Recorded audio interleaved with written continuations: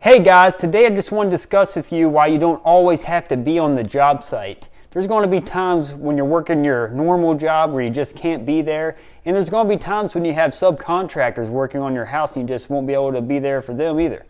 Like today, for instance, it's the day after Thanksgiving, it's Black Friday, I'm off today from work, I'm here with my daughter at home, and I have a subcontractor doing my insulation that I can't even buy the insulation for the price he's going to get the insulation and install the insulation.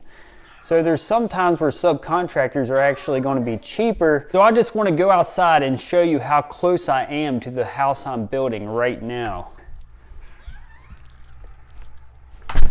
Okay, so the view from my front porch looking at the house I'm building. That gable end you see there, that's the house I'm building right now. So it's kind of a unique situation I'm in to be able to see the house I'm building from my house I'm living in. Erin, get back inside. Erin, are you glad your dad's off with you today? Well, yeah. If I'm the excellent laborer, what makes you?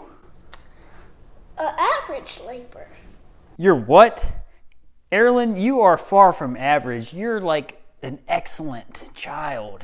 Don't forget to subscribe if you're interested in building your own house and saving money, and smash that like button if you want to support this channel. So I get asked a lot, hey, what do you and don't you do on your houses? So I'm going to give you a quick rundown on it and a little reason why. So the first thing, starting out on the job, I subcontract out, is the excavation. And the reason being, I don't build all the time, nor do I use like a backhoe or anything like that all the time, so it's not worth me buying and paying for the storage and maintenance. Two, I don't do the block and masonry work. I do stone veneer sometimes. The third thing I subcontract out is the insulation. I already mentioned that at the beginning of this video, but I just want to mention it again. And the reason being there's two reasons.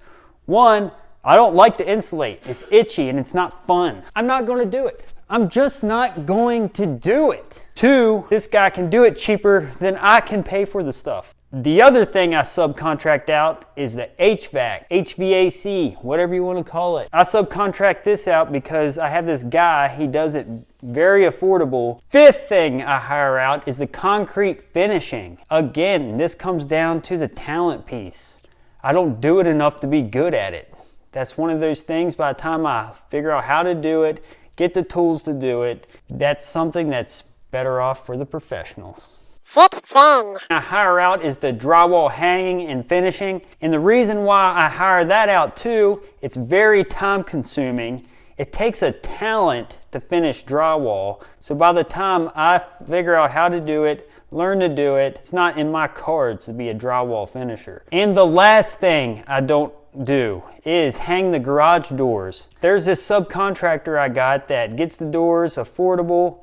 He installs them, does a great job. If you have any issues with them, he comes back and fixes them. It's just a no-brainer. Okay, I hope I discourage you from doing a lot of stuff on your own. No, I'm just kidding.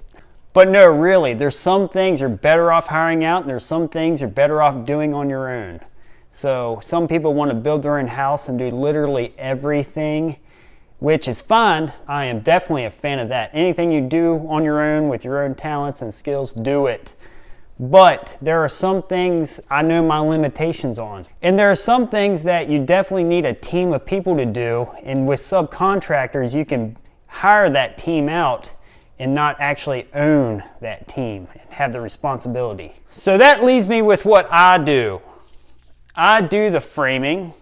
I grew up framing, know how to do it. It's kind of dumb for me to hire that out for no more time it takes to do. So I do that part. I do the shingles, which I'm debating about maybe the next build, hire out the shingles and siding, but right now I do the shingles and siding. I'm not super fast at the shingles, but still my time in it makes more than I make at my regular job, so I do that. I do the electrical and plumbing, and these two make me the most bang for my buck, believe it or not. You do got to keep up on the codes, but again, this is something I've done since I was a kid. It's helped my dad wire and plumb houses pretty much my whole teenage life.